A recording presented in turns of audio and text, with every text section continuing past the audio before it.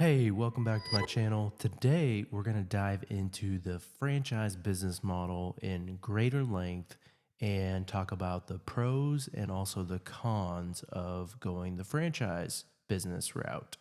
So let's dive right in and talk about the franchise business model in terms of the pros or advantages.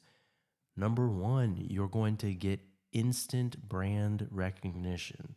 You're not going to have to spend years or hundreds of thousands of dollars building a marketing presence for your consumers or customers. That's already going to be done for you in a proven business model through the franchise. A lot of times they are going to centralize their marketing efforts. So even the continuous branding and outreach is going to be done for you.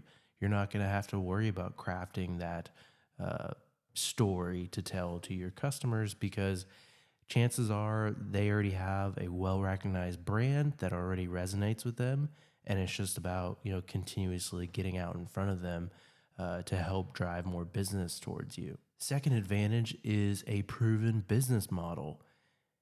Going the franchise route, there's probably been hundreds of people, if not thousands, that have followed your footsteps and have been very successful at it. And that has given the franchise the opportunity to create a playbook step by step of everything you need to do within your organization to be successful. And that's really going to set you up for success for the long term versus an independent business route where you're on your own. You're carving your own path. You don't have a playbook of step by step of exactly what to do to be successful. You have to create that yourself, which can be very difficult. Advantage number three is training and support. You're going to have access to resources that you wouldn't otherwise have access to if you were starting from scratch and building your own business. Things such as, what I already mentioned, marketing support that's already going to be done for you. You're probably going to have access to the legal team. Anytime you have any legal issues that come up, you're going to have the right resources to step in and help you out.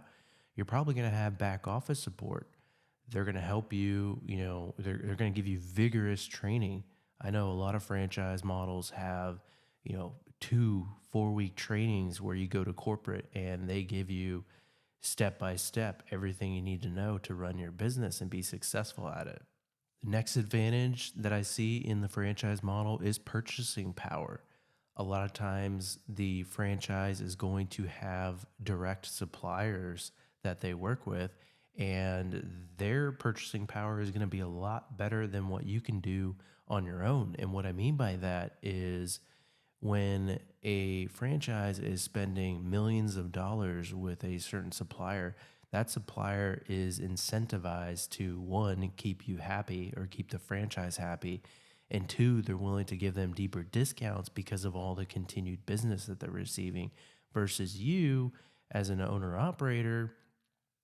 Maybe let's say you're spending $1,000 with them. They're not really incentivized to give you a deep discount because, if you do the math, millions of dollars versus $1,000, that's not a huge amount. So you're going to get better discounts and better pricing. Next advantage is a structured growth plan.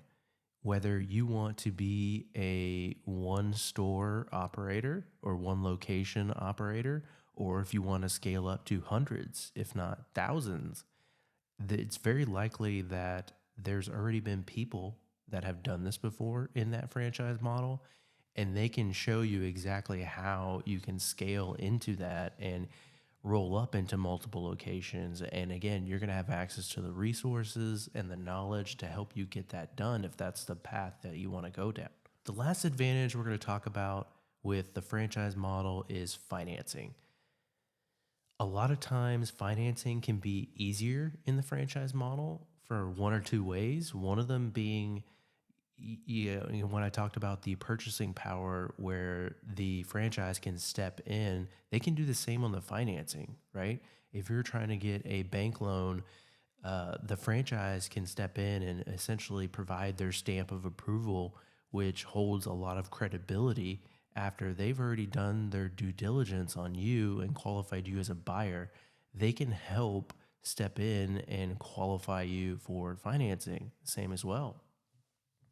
As opposed to doing it on your own, you're going to have a lot more challenges because the bank or the lender, they're going to know that you're doing this on your own, and they're going to solely look at your resources, right? As opposed to the franchise, they know that you're going to have access to all these resources and you're going to be set up for success.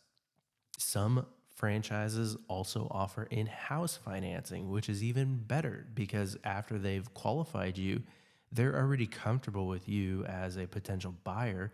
So they may just offer in-house financing and let you finance the whole thing directly with them, which is amazing. If you've never tried to get financing before on purchasing a business, you're going to learn real quick that it is very difficult. All right, so we've talked about the pros of going with the franchise business model. Let's talk about the cons because there's definitely some cons. The most obvious one is going to be less autonomy. You are not going to be free to make all the decisions you think you're going to be free to make. And what I mean by that is, it's kind of a double-edged sword when we talked about the pros. Well, that can also be a con too, to where, you have to follow a very structured plan and that's put in place for you to succeed. On the other side, you're going to be really restricted in terms of what you can and can't do. So that's that can be a big deal to entrepreneurs in terms of how comfortable are you in relinquishing some of that control in decision making for the purpose of following that structured, well laid out plan for you to succeed. Another big con is royalty payments. We talked about the benefit of receiving all of these resources and back office and marketing and all that support. That doesn't come free, right? There's going to be a cost to that. And usually it is a royalty payment, and that's typically in perpetuity, meaning that's going to be forever. It could be something like 5% of revenue. So every dollar you earn, 5% of that is going to be coming back to the franchise. Depending on what your profit margins are, that can be a pretty sizable amount of money that otherwise you would have been keeping. But on the other side, if you're doing it on your own, yeah, you get to keep all the profit, but you're not going to have access to all these resources. Another significant cost can be the initial franchise fee. That can be, depending on the franchise, it could be $5,000, $10,000, it could be 50, it could even be $100,000. Some of them get pretty steep, and those are like pretty significant startup costs that you otherwise wouldn't have. Really, that is just purely going to, hey, I'm signing up, I'm getting access to the infrastructure. You're not really getting a hard, tangible asset as opposed to starting up on your own. If you had $100,000 of startup cost, likely you're spending it on equipment or other things that you can add to your balance sheet that are creating value for your company versus the franchise model. It's argumentative, towards what value that's giving you. It's really just giving you access. Another con to going with the franchise route is going to be contractual obligations and vendor dependency or relationship dependency. Briefly mentioned that before. So you may be forced to use certain vendors. You may be forced into certain contracts. And again, if you look at it from the franchise side, it's to protect you overall. It's to your benefit, but at the same time, as an operator in a franchise model, you're not going to be able to build key relationships that you want to build. You're going to be restricted to using certain relationships. So you have to make that determination if that's something that you're willing to do or not. Depending on what industry you're in, some industries may be more relationship heavy than others. If you're in a extremely heavy relationship business, that may be a deal breaker for you. You may want to have direct relationships with everyone in your local community, and that's probably not going to be a choice that you're going to have in the franchise model. You may be forced to use a supplier that's in a whole different other state, and there's not going to be really any relationship because the person that really owns that relationship is someone within the franchise at the corporate level. The last thing we want to talk about is exiting. So you may have challenges selling your business as a franchise because there's other entrepreneurs that don't like franchise models, right? Because of the restrictive controls, and that may affect the value. If you think about people purchasing businesses, they're looking to acquire something that they don't currently have today. And they are looking at competitive advantages and they are asking themselves, does this business have a competitive advantage? And does it have things, resources that I don't have today? And those are really the main questions that they're trying to solve when looking at a business to purchase. If you don't have competitive advantage over other businesses similar to you, and if you really think about it, you really don't, because you and the other 1,000 franchise operators are all operating from the same playbook.